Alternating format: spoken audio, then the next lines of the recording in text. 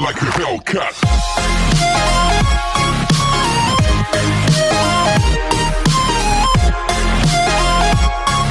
استاد جان میگفتید که امام ابو حنیفه وظیفه سودیه یا قاضیگی را قبول نکرد، یگان مانگی شریعتی دارد.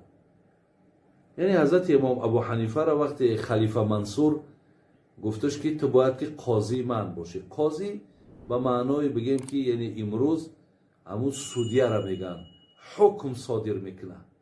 یعنی یک آدم حکم میکنه، یا حکم عادلانه ظالمانه ای جانب همین ها میشود.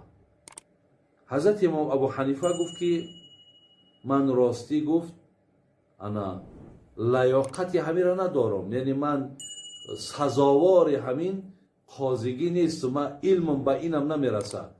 خلیفه منصور گفت که تو دروغ میگوی. انا گفت با بهترین گپش ما زدیم، با زمانی که من دروغگو باشم آیا من سزاوار قاضیگی را دارم؟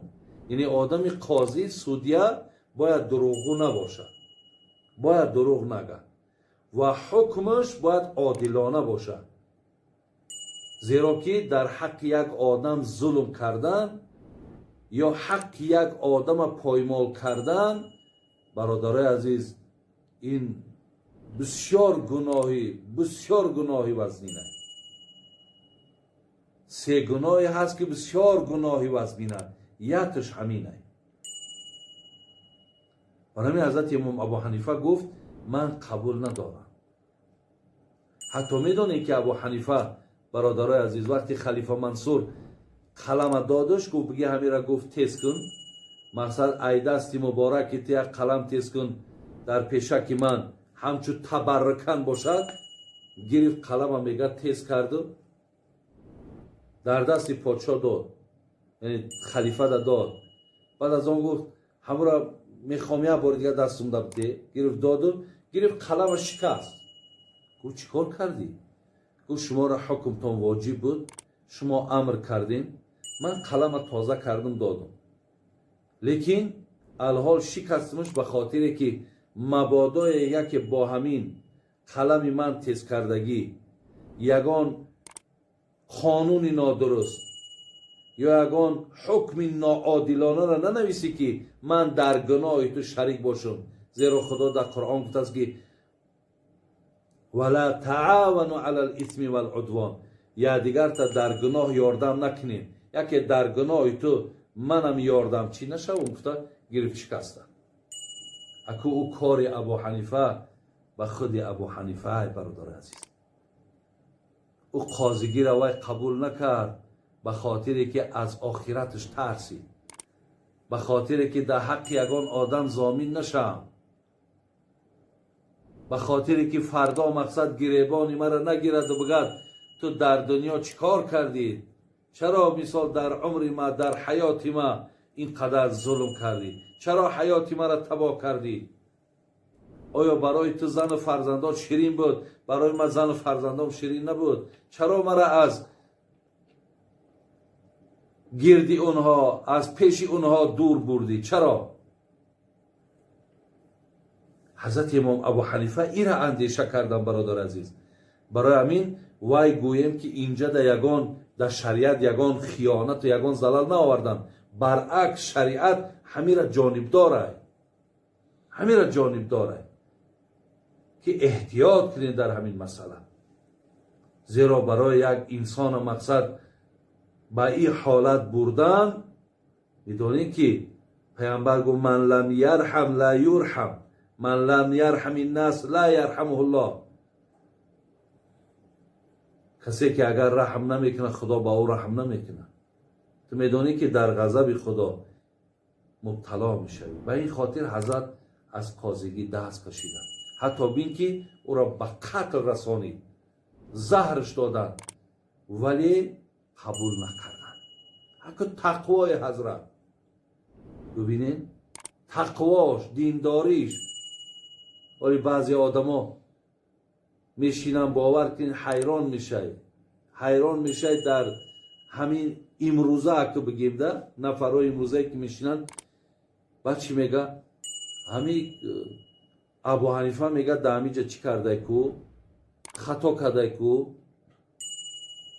اینا یه حدیث انا ابو حنیفه حدیث های ضعیف داره کو امام ابو حنیفه برایش کار میکرد کو یا خیلی گپ میزنه که میگوی ابو حنیفه همسایه شای یا خیلی گپ میزنه که میگوی ابو حنیفه در همین بازار یگان دکاندار ای تماما حرمت تماما اهمیت همه علامت ابلهی ای علامت جاهلی ای علامت یعنی است که از حیات پرسعادت یعنی که نخوانده ای تو نمیدانی در گردی چی گپ ای همون چار بگیم پیرهای احمقی که همین حضرت سنگ زدگیان گپی همواره که گوش کردگی دیگه فکر میکنی که تمام دین در دست همونا های چی میدانی که همه این شیخا را جمع کن خاک پای ابو حنیفه نمیشود خاک پاش ولی بخوانی یک بار عمر ای را حیاتی را بخوان بعد میفهمی که تقوا چی بوده علم چی بوده حیات چی بوده بر همین است که من بسیاری وقت چرا شما را میگم پیروی از مذهب ابو حنیفه کن شما بینید تقوای حضرت ابین که میگه یک همسایه داشته است بسیار ظالم بوده و بسیار منشأ و همون درآمدش ایرای حرام بوده است یک بار نگاه کرد میگه که همون دسترخوان خانه همین را میگه خدمتگاراش بردن در همون دریایی که از جا مردم ماهی میقبه در اونجا تکیدن میگه تا زمان ابو حنیفه حیات بود دیگه ماهی نمیخورد میگو نخر ماهی را که نان یعنی آدمی ظالم خوردگی ماهی خوردن بس کرد تو میتونی همین آدمی که زبان درازه برای ابو حنیفه همین کار کرده میتونی تو گشته مانی خدا دانا اکی خری ماهی چی هستی یک گوسفند میگه یک گوسفند در شهر کوفه میگه گم شید نامعلوم که او را دزد دیدن نامعلوم را یگان گرگ خوردش میگه پرسید که همین گوسفند چند سال عمر داره شاید گفتن 7 ساله یا 10 ساله همو قسال میگه گوشت گوسفند نخور یکی مبادای همو گوشت نباشه اینها را برادرای از احتیاط میگن اینها را تقوا میگن که اون مردکا به این منزله و به این مقام رسیدن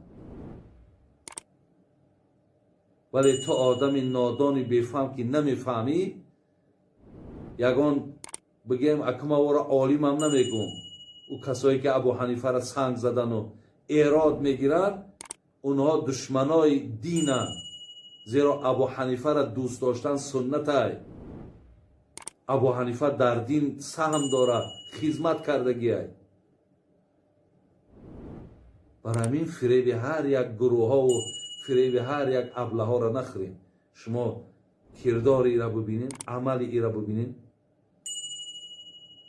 قاضی ابو یوسف که یکی از شاگرداش بود میگه یک شب خانه مدام مهمان شید ابو حنیفه یک شب مهمان شید میگه بعدا میگه گفت که امشب همینجا میمانم میگه بعد نماز اشاره خواندن یعنی بعد نماز خفتن خواندن قاضی ابو یوسف میگه که یکی به زبانش یک آیتی را خواند وامتازوا الیوم ایها المجرمون وامتازوا الیوم ایها المجرمون این آیت ای سوره مبارکه یاسین یعنی روز قیامت خداوند گناهکارها را از آدمای ثوابکار جدا میکنه ابو حنیفه میگه در ذهنش همین گذشت که آیا من در کدام گروهش باشم قاضی ابو یوسف میگه وقتی دیدم که آیت تکرار شده سای از پیش حضرت رفتم میگه با والله قسم میگه برای نماز بامداد پیشش آمدم